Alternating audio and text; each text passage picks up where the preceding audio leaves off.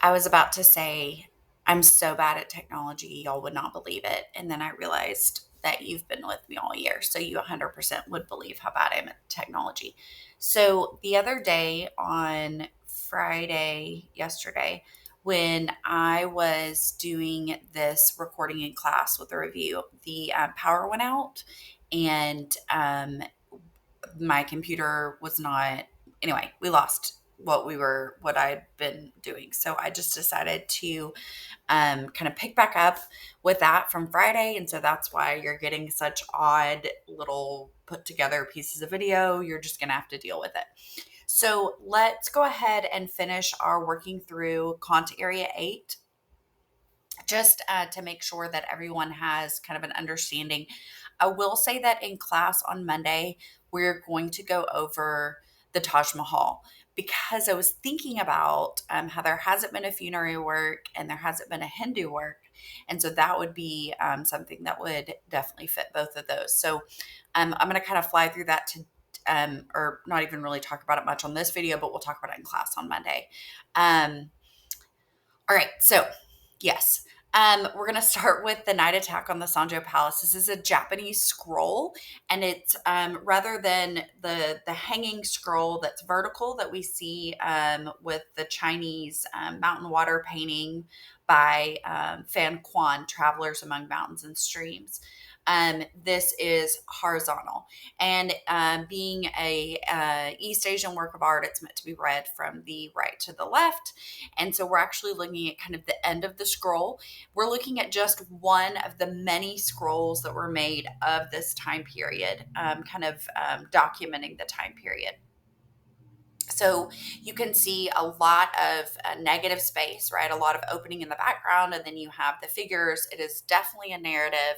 This is the Kamakura period of Japan, and it's a true story that it's documenting this. And so this would be Q4 that would ask you about like context of an event. This would be a great piece for that.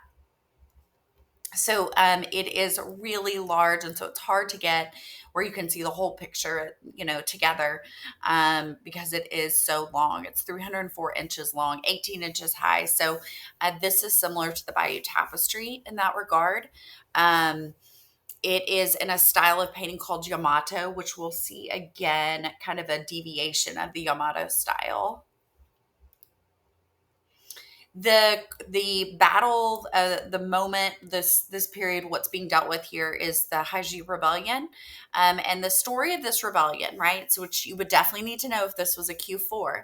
The story of this rebellion is you have a military leader who's kind of just the main general, and he leaves to go on a family sabbatical, like a family ritual trip, pilgrimage, and his name is Kayomori. So when Kayomori's gone, now is prime time for the emperor to be more easily overtaken, right? This is prime time for a coup. And so the attendant to the emperor, whose name is Nubayori, is in on the coup. So he and one of the clan leaders, Yashitomo, decide that now is the time, with the head of the military gone. Now is the time to overthrow the government, essentially.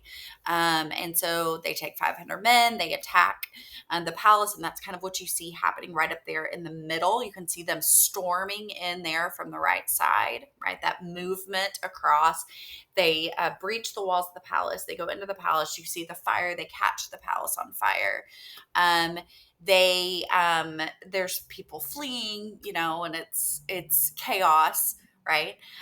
The emperor, who was rightfully in place, is imprisoned, and the chancellor, who was the one who was going to coronate the new emperor or whatever, um, they end up decapitating, but forcing this new emperor to be put on the throne. And so the new emperor would then be, not the new emperor. I'm sorry, the new chancellor is Nubayori.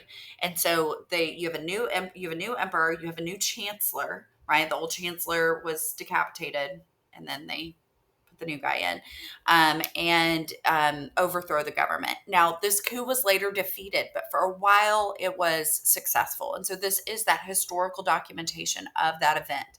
Again, similar to the Bayeux Tapestry, similar to the Alexander Mosaic.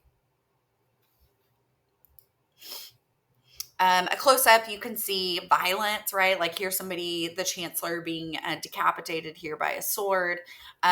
This is just a fascinating use of colored ink and line work, right? You have a pretty limited amount of color being used overall, and almost no shading. But even so, we still get a really clear picture of what's happening. Yamato style. So the style of the painting, I already mentioned that, and then the armor. This is actually used by historians as evidence of what the military armor was like during the Kamakura era, right? Like they use this as historical evidence because it is viewed as being so accurate. Same thing with the chariots that are used just to be able to really view this as historically accurate information is significant, notable. I think we talked about all of this. There's a link up there. This is actually at the Museum of Fine Arts, Boston. And so there's a link up there where you can kind of click through and you can look at a detailed, like close up shot of each of those scenes. All right. So war and violence narrative, power and authority. It's a history piece, right? Context would be good there. So again, a good cue for. All right, the David vases. This is from the Yuan Dynasty in China. These vases, we know the exact date of, we actually know month and day of when they were dedicated in 1351, and they were dedicated to a Taoist temple. And they were dedicated along with an incense burner. So these two vases and then an incense burner. And so these were given as offerings to the temple.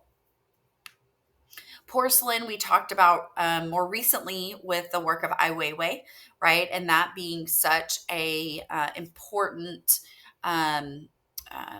material coming out of China, and something that was perfected by the Chinese and really became a strong point in their economy and trade. It was an object that is a commodity, but it was also an object that was, obviously fine enough to be given as an offering. And so this is something that is just really significant as you know, representing China. And one of the things we talk about a little bit later is this idea that not only is this porcelain, this clay work of such high quality and so specific, and it does also show convergent cultures and these iconic images, but it also, we just call fine porcelain work China, right?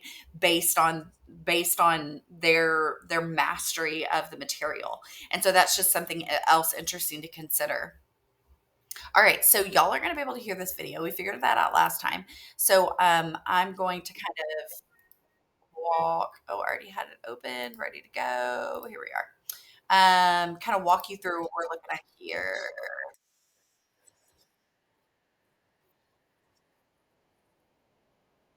I have to turn that off. I don't know if y'all can hear it. I don't think you can, but it messes me up that I can hear it. And so this, what they're talking about here is the fact that it has the actual inscription that we can see when these were donated, and that they were done by a wealthy general who had them donated. And then they're called the David vases just based on the fact that that is who owned them, collected them, and then now, of course, they're at the British Museum, which should not surprise anybody. Okay, so this idea of them being like a votive offering, they are complementary to each other, right? That ideal of duality. So again, David's the name of the collector, and this is part of his whole collection that he has here. I think skip ahead a little bit. The illustrations on them, again, very pretty stereotypical. I would even think about what we saw on Lady Di on her funeral banner. This idea of the dragons, birds, flowers, um, things we've seen before.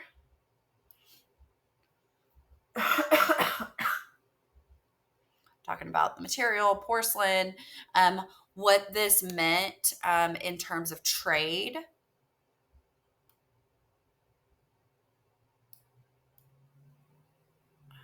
Mongol Empire. This was on the exam, but it's been a while. Um, Another thing to consider when we're thinking about this porcelain is the use coming over here to Iran, the use of that lapis lazuli to get that really intense blue. And so it does result or represent convergent cultures. So I guess, I mean, I don't want to keep doing this. Y'all watch the video on your own if you want to. I mean, it's probably good too, but I'm going to move us on. All right. Oh, this guy. All right. So now we're going to look at a Korean work of art. So this is Seonsukju, who is from the Joseon dynasty. He was prime minister, and this was painted by, we don't know exactly who all painted. It would have been collaborative. It would have been a group of artists working together, but they were part of the Imperial Bureau of Painting, right? And so just meaning they are working for the king. Right, they're the best of the best. It's a hanging scroll that hangs, from the top vertically, like we saw with the one from China. The function of this work is to honor this man, and it also becomes a funerary object. And so this would then be another good piece to know. Maybe I'll go over this one Monday too with y'all in class, so you make sure you get this. So an object that is funerary. So use in death, but also use in the afterlife. No, not his use in the afterlife. After he dies, his family uses it. Sorry. It's confusing. All right. So this honors him in when he's alive, like I said, but then it's something that his family worships and uses to remember him after his death. And so this is called a merit portrait. Merit portraits all follow these very, very specific rules and guidelines. They always have the black silk hat. I like the ears. It's not really ears, but looks like it has like the kind of ears sticking out the side. Always going to see a full length view turn, usually that 3/4 turn. So you'll see one ear. You'll see these really crisp lines, right? A lot of crisp line words, especially considering the drapery here. And then the chest, what's on the chest is always the accomplishment and rank of the person that this is being made for, right? Because like on someone's Letterman jacket, they're going to have the things that relate to their accomplishments. So his has peacocks, clouds, and flowering trees, flowering plants. And this speaks to his goodness as a leader and his kind of command of respect, that he is someone to be honored, right? That he's trusted by the leader. If we think about insignia in our country versus this, right, we have sometimes animals, right, like an eagle, but a lot of times we have things that are a little bit more geometric. It's going to potentially resemble him, but of course this is going to be an idealized, kind of perfected portrait that's going to fit into specific conventions for him. Collaboration. So this is going to be made by multiple artists who are all kind of contributing to this painting.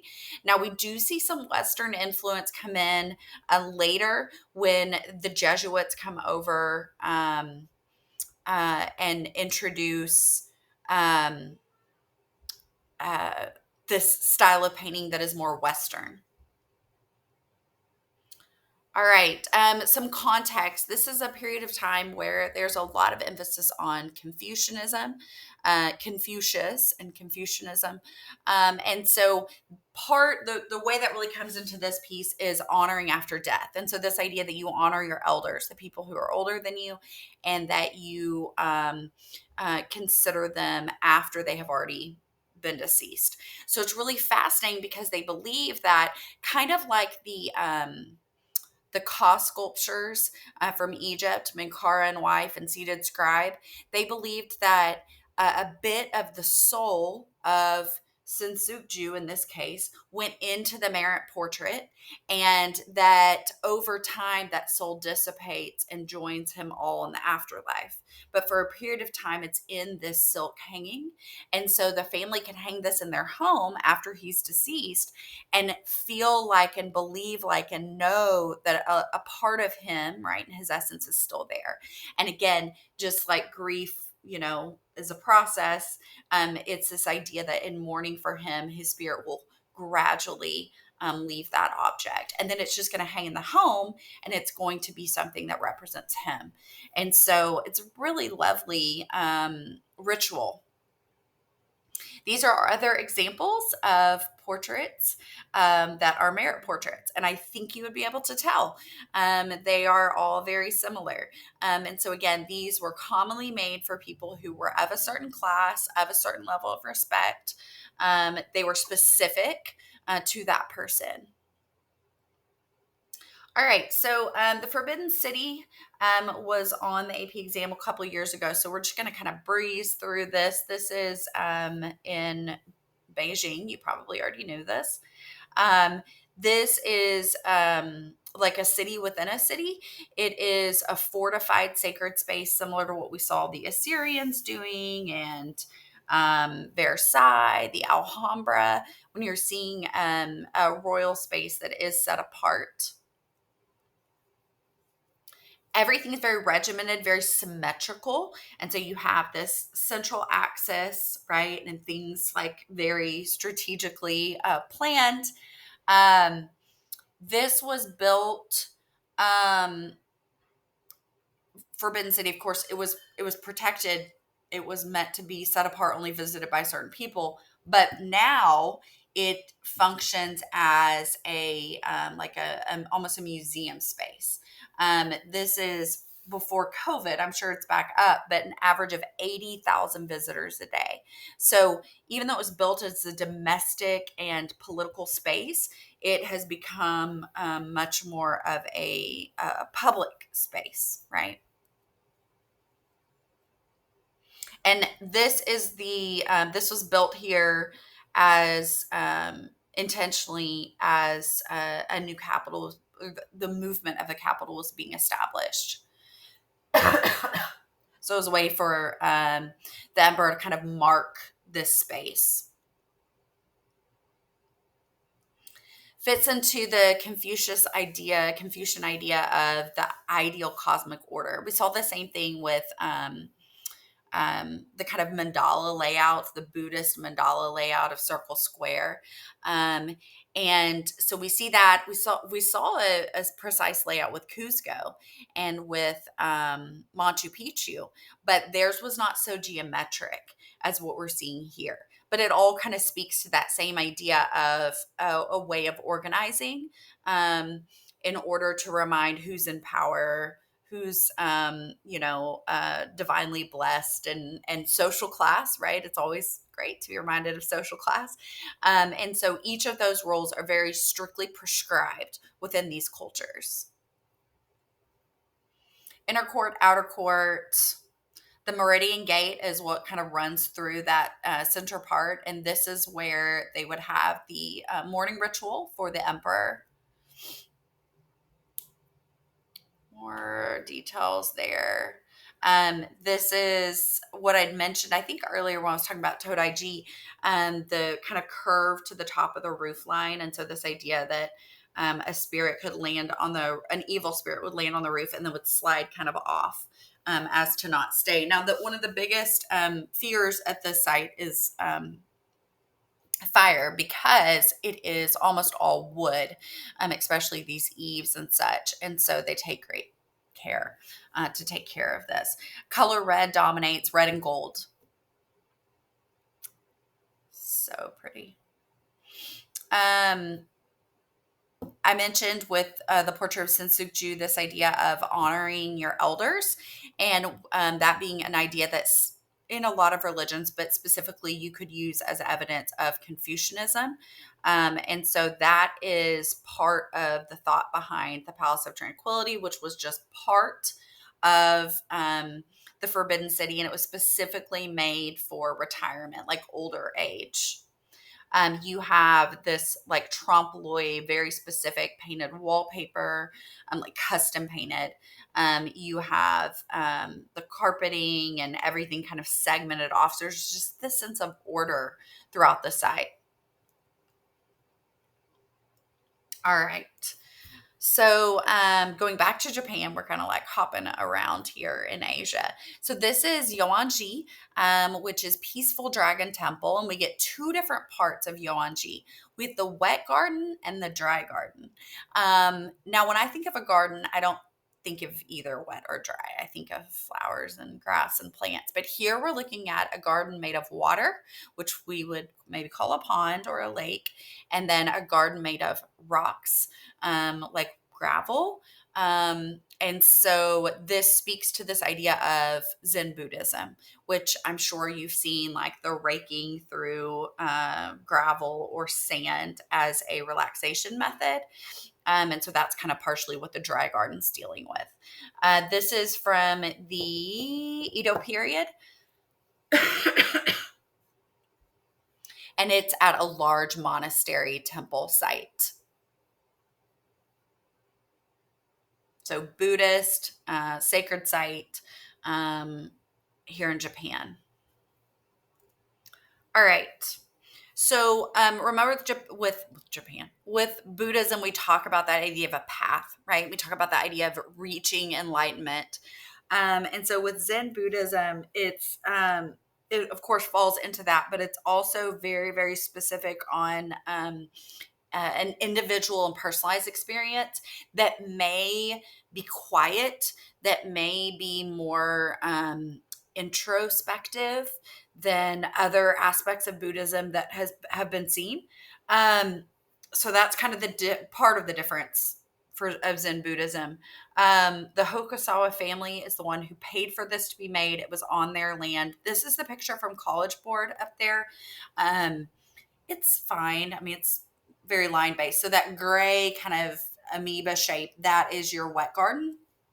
And then the dry garden's back up here at the top, right outside the abbot's kind of lodge, this area where you see these kind of four rocks across.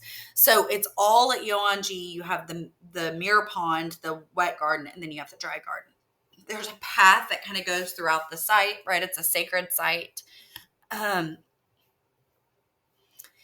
the site of Yoanji and the whole purpose of this sacred site is encouraging contemplation, encouraging you to slow down and be quiet and consider things like truth to materials, right? Man in the natural world, thinking about connections to earth and thinking about this idea of reaching and light quieting the world so we can reach enlightenment, right? Getting back to nature and all that looks like. And so we see some of that coming out of other parts of the Far East, specifically related to ideas about, like, you could even think about Song Soo Nam with his summer trees in Global Contemporary, as this idea of seeing those pine trees as representing people of good morality and good moral standing, right? This idea of getting back to nature is a good thing, but kind of turning off other parts of the world that may be less good, like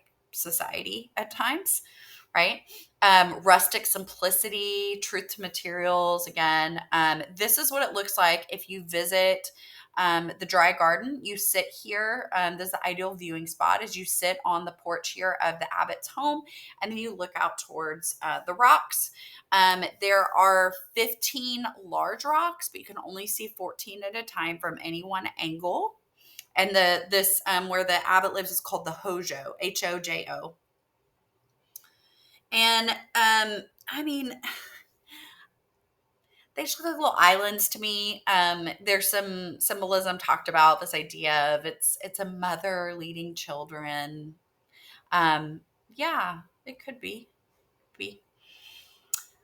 One of my favorite phrases coming out of Zen Buddhism is wabi sabi. So wabi is this is a concept that is being kind of used here at the Dry Garden. Wabi is refined austerity. Remember, austere, like we talked about with the Romanesque, is very plain, unadorned, unembellished. Right, very very plain. And then sabi is restricted taste. That the aesthetic is more toned down and subdued. And so wabi sabi is this kind of idea of minimalism, right? You could use that as kind of a almost type synonym there. Getting back to basics. We're not talking about that. Wet garden, the mirror pond. Again, this kind of speaks to a lot of times these utilize koi fish, right? And that's kind of idea of looking down into the water and you contemplate the fish and you slow down. Similar to what we saw with Goldfish by Henri Matisse. This kind of call to slow down from the busyness of life and look at nature and be calm and still for a bit. All right. All right. So now let's look at this beautiful work on paper. This is just I'm always amazed at this piece and the amount of detail that this has on it. So we are looking at a painting of a king. The king is the one on the hourglass throne that you see. Beautiful, very Western inspired floral border. And then you have like the Persian aesthetic of the almost like we'd see in a rug design with the blue and gold. We have four different figures that are kind of lined up there on the left by the king, and then we have four angels. So this work is called Jahangir Preferring a Sufi Sheikh to Kings.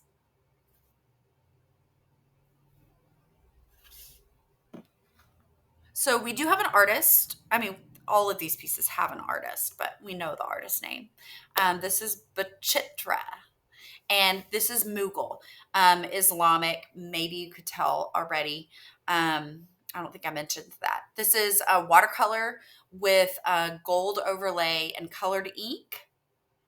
India was known, and specifically the Mughal Empire were known for doing these really tiny, like miniature works of art that are just lovely. And this, I would compare this to the Moralized Bible that Blanche of Castile did for Louis the Ninth, because it is really something that the king would own, that would give the king information about how to live, good choices to make, maybe things like a calendar or specific prayer or liturgy.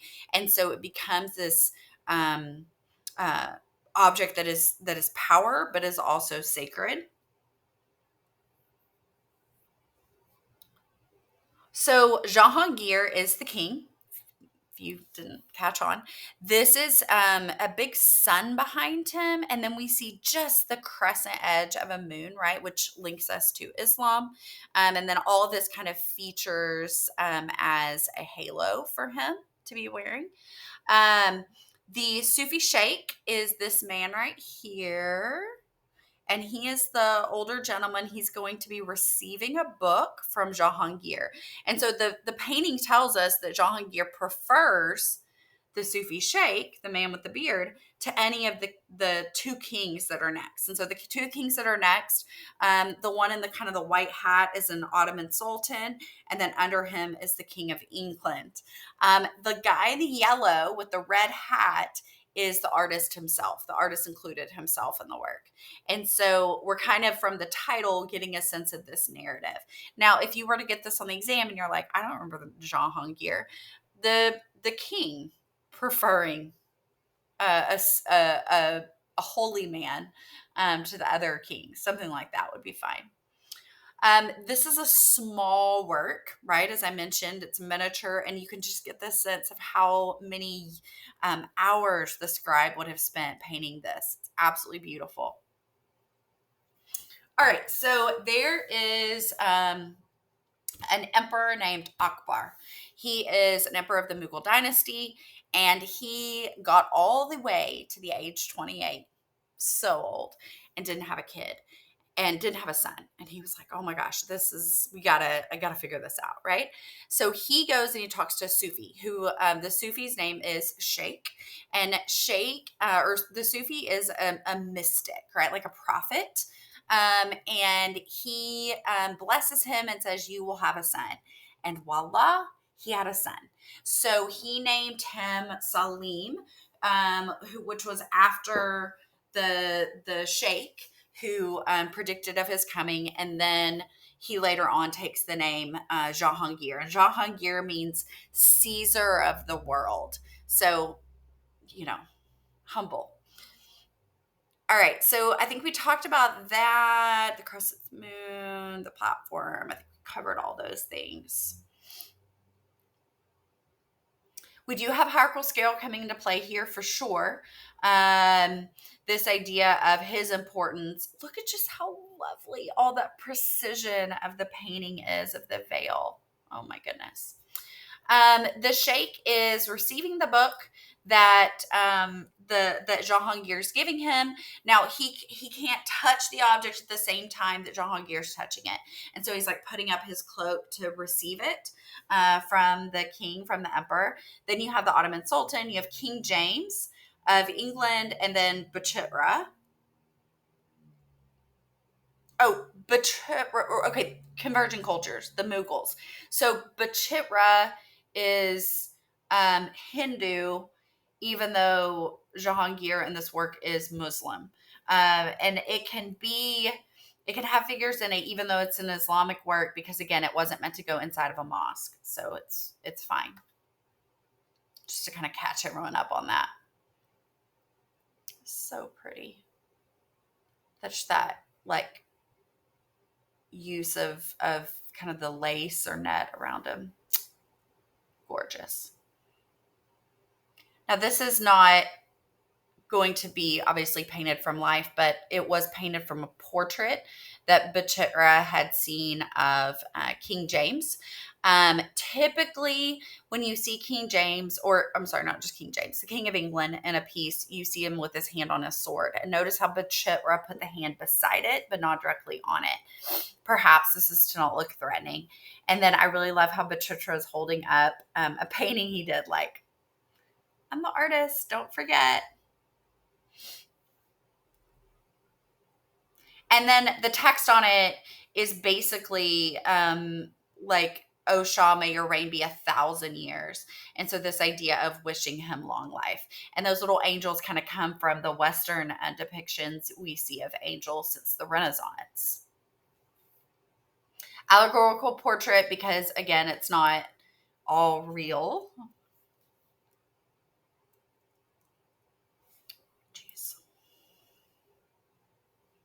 Jahangir wore a single pearl earring to show his devotion to the saint.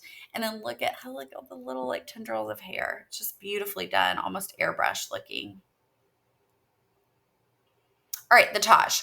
We are going to cover the Taj Monday in class because, like I said, I think it's important knowing that this is Hindu and that this is funerary and it has not been on the exam. It's going to be a good piece for us to talk about. So, if for some reason you're not there on Monday to get this lecture, then you need to read about the Taj Mahal. I mean, it's a very straightforward thing to do.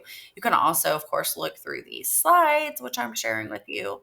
The layout here that we see, this very central axis plan geometric, is very intentional. The use of 4, the use of 8, which is the 8 levels of paradise, 4 breaks down into the Charbagh. We'll talk more about that.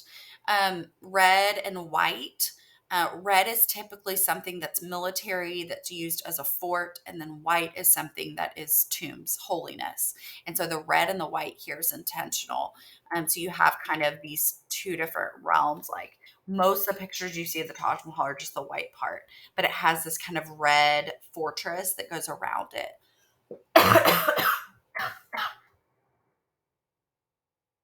Good. Charbagh is again the division into four, which is going to give you a central axis, which is an axis mundi satellite picture. We saw this use of four, this Charbagh, as well at the Alhambra.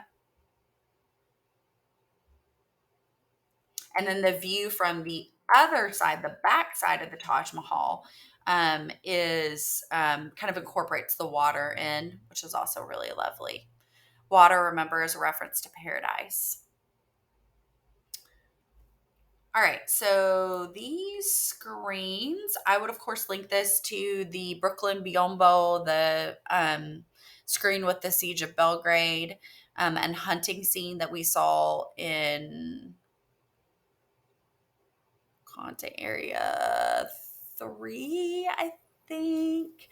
But it was the piece that had the encanchado, the inlaid shell, and it was made by or made for the viceroy. We talked about converging cultures with that piece. Okay, so this is, we'll talk about this piece. This is a screen that is just called White and Red Plum Blossoms. Our artist is named Corin, and the style of painting that he's doing was so specific that there's a group that forms after him called the Corin School, which is kind of copying or following this idea. This is also the Edo period, which is what we saw Yuan-Ji, and then we'll see with the Great Wave. The Sagaro family owned this work, and you can see that white line down the middle is kind of the break, and so you have two different screens here. So 4 panels total, each are a diptych, and they're arranged, they're meant to go across from each other. And so I did this dumb little layout, but let's kind of show how they were supposed to go. So they went in a living room and they were on either side of each other. So the entertaining, the sitting in the house would happen in the middle, and then you have a screen on either, 2 screens, right? A pair of screens on either side. That gold is just so powerful as the background, and then you have the kind of river that runs through, and that's why it doesn't line up totally. Is again, remember they were supposed to go on either side of each other, and then you have the 2 flowering trees. So it's abstract, but it's also realistic. Yes, a tree branch can grow exactly in that shape, right? If you zoom in on the bark, yes, that could look like lichen or moss on bark. But no river has this clean of an edge. No water looks just like that, right? So it's both abstracted and realistic all at one time. It's combining those elements. 67 inches high, which would have been taller than the average person.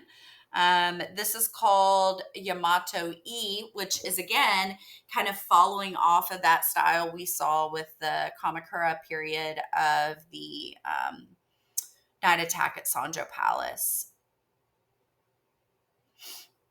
And you could probably see some influence on an artist like Gustav Klimt. And then, of course, the School of Corin that starts after Corin is painting.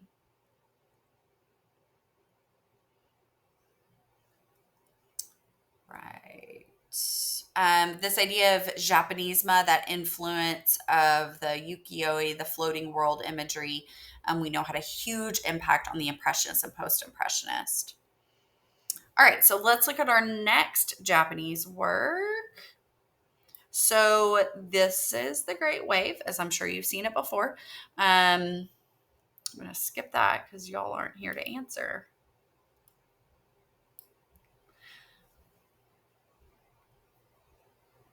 The Great Wave off Kanagawa. But most people just call it the Great Wave. It is part of a series of 36 views of Mount Fuji, Why are they so obsessed with Mount Fuji? Well, there was actually a cult that worshipped Mount Fuji as a god, not just home for the gods, but as a god itself. And so it is a very, and then of course, just in terms of it being a mark on the landscape, it's a very significant topographical icon. And so this is also the Edo period. Hokusai is the artist. And since it's a print, there are more than one. But again, each one is hand printed by the artist. This is done with wood blocks. I'm trying to move fast, guys. It's going to be a long video.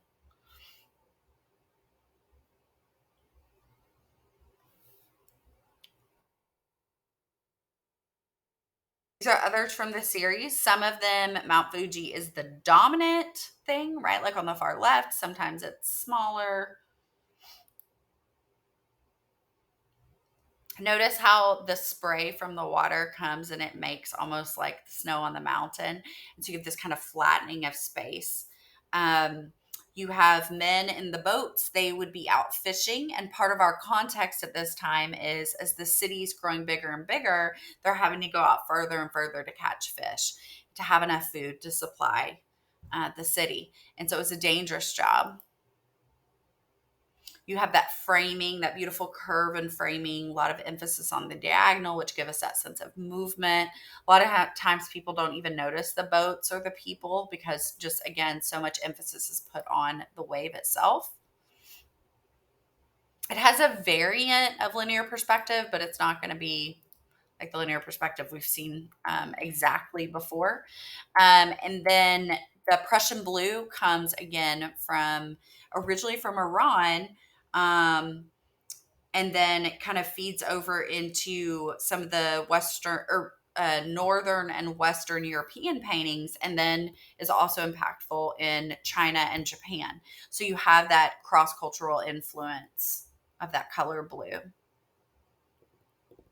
And these were typically purchased as souvenirs because, again, people are there to worship the mountain and they're there as a pilgrimage.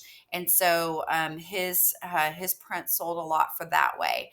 And so I kind of linked it to the painted elk hide as the example there because remember that it was made mostly to sell as a souvenir to non-natives. And then I am, of course, throwing in Mont Saint Victoire by Cezanne because he's obsessed with the mountain.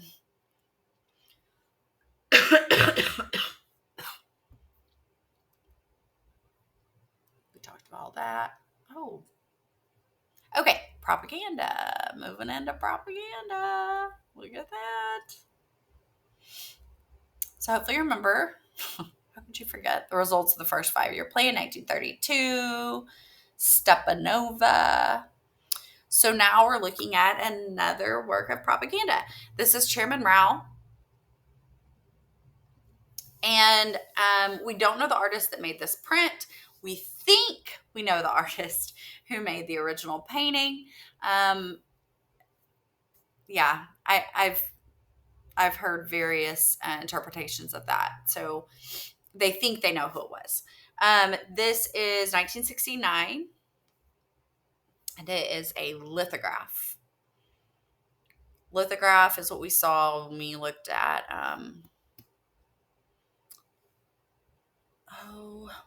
Damier's Nadir, where he was elevating art to elevating photography to the height of art. So we saw that idea of a lithograph. So lithograph is using an oily substance on top of a stone as a way to print. Just like we had the Russian artists doing with Stepanova's work. We have German artists too. We have Polish artists, or not artists, but leaders do, is commission work that is social realist. And so this is the type of work that Ai Weiwei, when he makes the sunflower seeds, is speaking out against. So obviously pro-communism, specifically pro-Mao's version of communism. So he's striding across, this field, the wind on him, right? So we have all this symbolism that makes him look like he is divine and he is appointed and he is, you know, I guess, to be trusted. He's carrying an umbrella. He's wearing this kind of green tunic. Traditionally, in Chinese art, we have the more realistic ink water painting, like we saw with Travelers Among Mountains and Streams. Um, Again, once you have Chairman Mao in place, you start to have more of a push towards that social realism art that is made for propaganda. So here he is going to the Anyuan coal mine. And he was going to, or had led, this was him as a young man when this, it's imagining him as a young man, but he had gone and he had led a successful strike of mine workers for better wages and more safety equipment, education, those kinds of things. And so we see him kind of leaving that strike as like this was successful. Or not leaving, sorry, he was going to it, but he's headed to it. But we see that sense of like, this is going to be successful. I'm someone to be trusted. I'm someone that can be followed. Definitely idealized in those regards. The patron of this work was the CCP.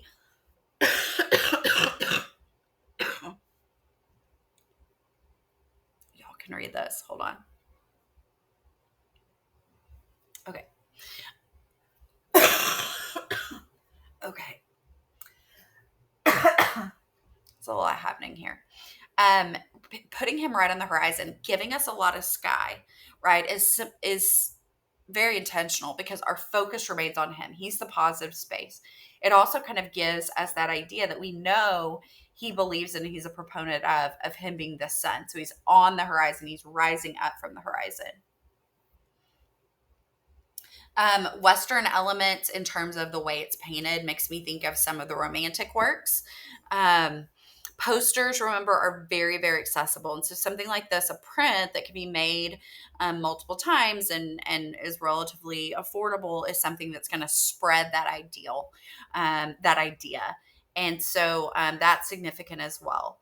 So the lithography process, again, you're printing each color as a different layer, layered up over the top, and it's done usually on a stone. So it's a waxy, greasy material on a stone. These are other propaganda images of Mao. The idea of social realism, he's for the people. It's his method. And then Warhol takes on Chairman Mao in his iconic screen printings. Some interesting symbolism there.